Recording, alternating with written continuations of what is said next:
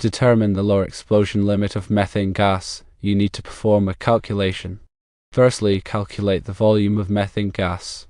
Assume the methane gas concentration in the building is negligible, but be sure to monitor it regularly for safety purposes. Calculate the volume of air in the building. In this instance, the building volume is 122,000 cubic feet. Secondly, estimate the lower explosion limit, also known as LEL, of methane gas. The lower explosion limit of methane in air is typically 5% by volume. Calculate the LEL volume, which is 0.5 multiplied by 122,000 cubic feet, equaling 6,100 cubic feet. Thirdly, calculate the purge rate. The purge rate in this case is 4 times per hour. Calculate the volume of air purged per hour, which is 4 multiplied by 122,000 cubic feet, equaling 488,000 cubic feet. Fourthly, compare the purge rate to the LEL volume. If the purge rate is greater than the LEL volume, the LEL will not be exceeded. In this instance, the purge rate is 488,000 cubic feet per hour. The LEL volume is 6,100 cubic feet. Since the purge rate, 488,000 cubic feet per hour, is significantly greater than the LEL volume, 6,100 cubic feet, the lower explosion limit for methane gas will not be exceeded in the wastewater treatment plant building. Therefore, explosion-proof devices may not be required. Consider these additional points. Monitor methane gas concentration regularly to ensure it remains below the LEL. Consider installing a gas detection system to alert of any potential gas leaks. Implement proper safety protocols for operating the aeration basin and air handling unit. Regular monitoring of methane levels is crucial to verify that the assumptions made during the LEL calculation remain valid. If methane concentrations increase due to changes in wastewater composition or treatment processes, the risk of exceeding the LEL could also increase. A gas detection system can provide an early warning of elevated methane levels, allowing for prompt corrective action to prevent a hazardous situation. There are several types of gas detectors available, including point detectors that are installed in fixed locations and portable detectors that can be used for spot checks. The choice of detector will depend on the specific needs of the wastewater treatment plant. Proper safety protocols for operating the aeration basin and air handling unit are essential to minimize the risk of methane buildup. These protocols should include regular inspections of equipment to identify and correct any leaks, as well as procedures for safely starting and stopping the aeration system. Employees should be trained on the hazards of methane gas and the proper procedures for responding to a gas leak. In addition to these measures, it is important to consult with a qualified professional to ensure that the wastewater treatment plant meets all applicable safety regulations. These regulations may vary depending on the location of the plant and the type of wastewater being treated. A qualified professional can help to assess the specific hazards of the plant and recommend appropriate safety measures. The calculation of the lower explosive limit of methane in the aeration basin is an estimation. Several factors will influence the amount of methane emitted, including wastewater composition, temperature, and the efficiency of the aeration process itself. The calculation of the air handling unit's ability to purge the space of methane is also an estimate, assuming proper function of the system. Regular inspections and maintenance is key to ensuring the system operates as designed. Air handling units may require increased air change rates depending on the specific conditions of the enclosed space. Some local and national regulations may require the use of intrinsically safe equipment regardless of the calculations performed. The presence of other potentially flammable gases should also be considered when determining the need for explosion-proof equipment. It is necessary to consult with local authorities and safety experts to ensure compliance with all applicable regulations. This assessment may include a hazardous area classification study to determine the zones where explosive atmospheres may be present. This study will help define the appropriate type of equipment and installation practices required to mitigate the risk of explosion. Furthermore, it's important to understand the limitations of relying solely on calculations and ventilation systems. Ventilation systems can fail, and calculations are only as accurate as the data used. A multi-layered approach to safety is always recommended, combining engineering controls like ventilation with administrative controls like monitoring and training and personal protective equipment. Remember that the LEL is a critical safety threshold, and even if calculations suggest that it will not be exceeded, continuous monitoring and adherence to safety protocols are essential to ensure a safe working environment. In summary, while calculations can provide a valuable assessment of the potential for methane buildup, they should not be the sole basis for determining the need for explosion-proof equipment. A comprehensive safety assessment, including consideration of potential hazards, regulatory requirements, and a multi-layered approach to safety, is necessary to ensure the safety of personnel and the protection of property. Consider also that the definition of explosion-proof has nuances. Equipment certified as explosion-proof is designed to contain an internal explosion and prevent it from propagating to the surrounding atmosphere. However, it does not necessarily prevent an explosion from occurring within the equipment itself. Intrinsically safe equipment, on the other hand, is designed to operate with such low energy that it cannot ignite a flammable atmosphere even under fault conditions. The choice between explosion-proof and intrinsically safe equipment will depend on the specific application and the level of risk associated with the environment. In some cases, a combination of both types of equipment may be necessary to achieve the desired level of safety. Methane is lighter than air and it tends to accumulate near the ceiling or top of enclosed spaces. Therefore, gas detectors should be placed at the highest point in the building to detect any methane leaks early on. Regular calibration of gas detection systems is essential to ensure their accuracy and reliability. Calibration should be performed according to the manufacturer's recommendations and should be documented. In addition to methane, other gases may be present in the wastewater treatment plant that could pose a hazard. These gases may include hydrogen sulfide, ammonia, and chlorine. Each of these gases has its own LEL and toxicity levels, and it is important to understand the hazards associated with each gas. Multi-gas detectors are available that can monitor for several different gases simultaneously. These detectors can provide a comprehensive picture of the air quality in the wastewater treatment plant and can help to identify potential hazards early on. Effective communication is essential to ensure that all personnel are aware of the potential hazards in the wastewater treatment plant and the proper procedures for responding to an emergency. This includes posting warning signs in areas where hazardous gases may be present, providing training to employees on the hazards of these gases, and conducting regular safety drills to ensure that everyone knows what to do in an emergency. A comprehensive emergency response plan should be developed that outlines the steps to be taken in the event of a gas leak or other emergency. This plan should include procedures for evacuating the building, shutting down equipment, and contacting emergency services. The plan should be reviewed and updated regularly to ensure that it remains effective. The aeration basin is the primary source of methane emissions in a wastewater treatment plant.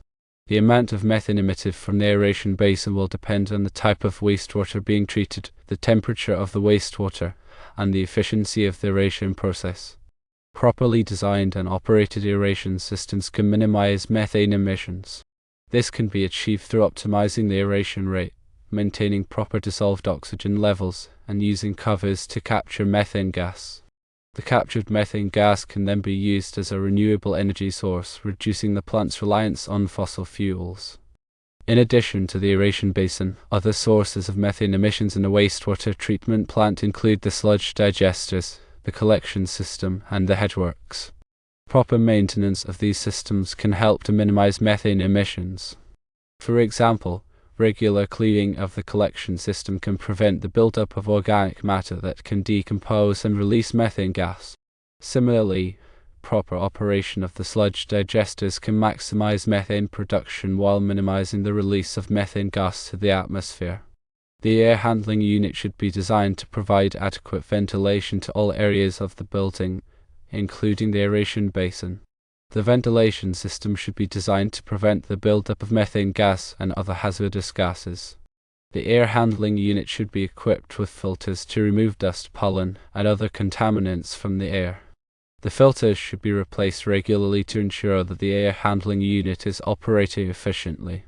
The air handling unit should be inspected and maintained regularly to ensure that it is operating properly. This includes checking the belts, motors, and other components of the unit. Any repairs should be made promptly to prevent the air handling unit from malfunctioning. Explosion-proof equipment is designed to contain an explosion within the equipment and prevent it from propagating to the surrounding atmosphere. This equipment is typically used in areas where flammable gases or vapors may be present. Explosion-proof equipment is more expensive than standard equipment, but it is essential for protecting personnel and property in hazardous locations. Explosion-proof equipment must be certified by a recognized testing laboratory such as Underwriters Laboratories or Factory Mutual. The certification label will indicate the type of environment for which the equipment is suitable. When selecting explosion-proof equipment, it is important to consider the specific hazards of the environment.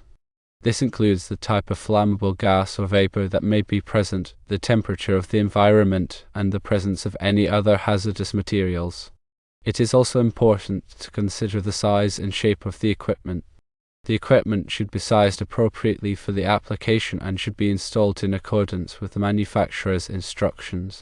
The installation of explosion-proof equipment should be performed by qualified personnel who are familiar with the requirements of the National Electrical Code (NEC) and other applicable standards. The NEC provides detailed requirements for the installation of electrical equipment in hazardous locations. These requirements are designed to minimize the risk of explosion. The air handling unit's purge rate of 4 times per hour is a critical factor in preventing the accumulation of methane gas to explosive levels. This purge rate effectively dilutes any methane that may be released, maintaining concentrations below the LEL. However, it's important to ensure that the air handling unit is functioning optimally and that the air distribution is uniform throughout the building. Inadequate air distribution can create pockets where methane may accumulate despite the overall purge rate. Regular inspections and maintenance of the air handling unit are essential to ensure its continued effectiveness. This includes checking the fan speed, airflow, and filter condition. Any problems should be addressed promptly to maintain the required purge rate. The wastewater treatment plant should have a risk and safety program that outlines the procedures for preventing and responding to hazardous gas releases. This program should include training for all employees on the hazards of methane gas and other hazardous gases. The safety program should be reviewed and updated regularly to ensure that it remains effective. The wastewater treatment plant should conduct regular safety audits to identify potential hazards and to ensure that the safety program is being followed. The audit should be conducted by qualified personnel who are familiar with the hazards of wastewater treatment plants. The findings of the audit should be used to improve the safety program and to prevent future incidents. Methane gas is not only a fire hazard, but it is also a greenhouse gas. Methane is much more potent than carbon dioxide at trapping heat in the atmosphere. Wastewater treatment plants are a significant source of methane emissions. By reducing methane emissions from wastewater treatment plants, it is possible to help mitigate climate change. There are several ways to reduce methane emissions from wastewater treatment plants. These include optimizing the aeration process, capturing methane gas for use as a renewable energy source, and implementing anaerobic digestion. Anaerobic digestion is a process that uses microorganisms to break down organic matter in the absence of oxygen. This process produces biogas, which is a mixture of methane and carbon dioxide. The biogas can be used as a renewable energy source. The risk of exceeding the LEL for methane also depends on the specific characteristics of the aeration basin, including its size, shape, and ventilation. A large, well-ventilated aeration basin will generally have a lower risk of exceeding the LEL than a small, poorly ventilated basin. The design of the aeration system itself can also affect the risk of methane accumulation. Some aeration systems are more effective at mixing the wastewater and preventing the formation of stagnant areas where methane can accumulate. The water temperature also plays a role. Higher temperatures promote increased biological activity and methane production. Continuous monitoring of methane concentrations in the building is highly recommended, even if calculations suggest that the LEL will not be exceeded. This provides an early warning system in case of unexpected releases or equipment malfunctions. The monitoring system should be equipped with alarms that will alert personnel if methane concentrations reach a certain threshold. Regular maintenance of the aeration system, including cleaning and inspection of diffusers, is crucial to ensure efficient oxygen transfer and prevent methane buildup. Clogged or damaged diffusers can reduce aeration efficiency and create areas where methane can accumulate. In addition to ventilation and gas detection systems, other safety measures can be implemented to reduce the risk of methane explosions. These include minimizing potential ignition sources, such as open flame, sparks, and static electricity. Electrical equipment should be properly grounded and shielded to prevent sparks. Smoking should be prohibited in areas where methane may be present. The wastewater treatment plant should have a comprehensive fire protection system that includes fire extinguishers, fire alarms, and sprinkler systems. The fire protection system should be inspected and maintained regularly to ensure that it is in good working order. All personnel should be trained on the proper use of fire extinguishers and the procedures for responding to a fire. The plant's safety program should include detailed procedures for confined space entry. Confined spaces, such as tanks and manholes, can accumulate hazardous gases, including methane. Before entering a confined space, the air should be tested to ensure that it is safe to breathe. The confined space should be properly ventilated to remove any hazardous gases. All personnel entering a confined space should be trained on the hazards of confined spaces and the proper procedures for entering and working in these spaces. In the event of a methane release, it is important to evacuate the area immediately. All personnel should be trained on the evacuation procedures and should know where the designated evacuation routes and assembly points are located. After evacuating the area, it is important to contact emergency services, such as the fire department or the hazardous materials team. Emergency services personnel will have the equipment and training necessary to safely control the methane release. After the methane release has been controlled, it is important to investigate the cause of the release and to take steps to prevent future releases. This may involve repairing or replacing equipment, modifying operating procedures, or providing additional training to personnel. The wastewater treatment plant should have a comprehensive record-keeping system that documents all safety-related activities such as inspections, maintenance training, and incident investigations. The record-keeping system should be used to track trends and to identify areas where the safety program can be improved. All records should be retained for the required period of time. Regular communication and collaboration between the wastewater treatment plant, regulatory agencies, and the local community are essential to ensure the safety of the plant and the surrounding environment. The wastewater treatment plant should keep the community informed of any potential hazards and should be responsive to any concerns.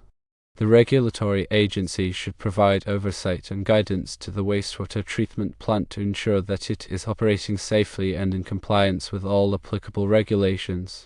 By implementing these safety measures, the wastewater treatment plant can reduce the risk of methane explosions and protect the health and safety of its personnel and the surrounding community. A LEL calculation is based on a specific temperature and pressure. Changes in temperature and pressure can affect the LEL of methane. The LEL decreases as the temperature increases and increases as the pressure increases. The aeration basin's design, including depth and surface area, influences methane release. Shallower basins with larger surface areas may release methane more readily than deeper basins. Different types of aeration systems, such as diffused air or mechanical aerators, affect methane emissions. Diffused air systems can strip methane from the water more effectively than mechanical aerators. Sludge handling processes, like thickening and dewatering, can also release methane. Enclosing these processes and capturing the gas can reduce emissions. The use of polymers in wastewater treatment can affect methane production. Some polymers can enhance sludge settling and increase methane generation in digesters. The plant's influent wastewater characteristics, including organic load and composition, influence methane production. Higher organic loads typically lead to greater methane generation. Digester operation parameters like temperature, pH, and solids retention time significantly impact methane production. Optimizing these parameters can enhance biogas production. Biogas utilization options, like combined heat and power (CHP), can reduce greenhouse gas emissions and provide energy. CHP systems convert biogas into electricity and heat. Flare systems can safely burn excess biogas to reduce methane emissions. Flares should be properly designed and maintained for efficient combustion. Odor control systems can remove volatile organic compounds (VOCs) that contribute to odors and potentially explosive atmospheres. Carbon adsorption and biofiltration are common odor control technologies. Remote monitoring technologies enable real-time tracking of methane levels and system performance. This allows for timely intervention and prevents potential hazards. Advanced data analytics can optimize plant operations and minimize methane emissions. Modeling and simulation tools can predict methane generation and inform design decisions. Collaboration with research institutions can promote innovation in methane mitigation technologies. This includes exploring new materials and processes for wastewater treatment. Public awareness campaigns can educate communities about the benefits of reducing methane emissions. This fosters support for sustainable wastewater treatment practices. Government incentives and regulations can encourage adoption of methane mitigation technologies. This promotes a cleaner and safer environment. The aeration system's blower capacity and efficiency influence the purge rate. Properly sized and maintained blowers ensure adequate air supply. The building's structural integrity and sealing affect ventilation effectiveness. Air leaks can compromise the purge rate and create stagnant areas. The plant's operating procedures should include regular monitoring of methane levels and system performance.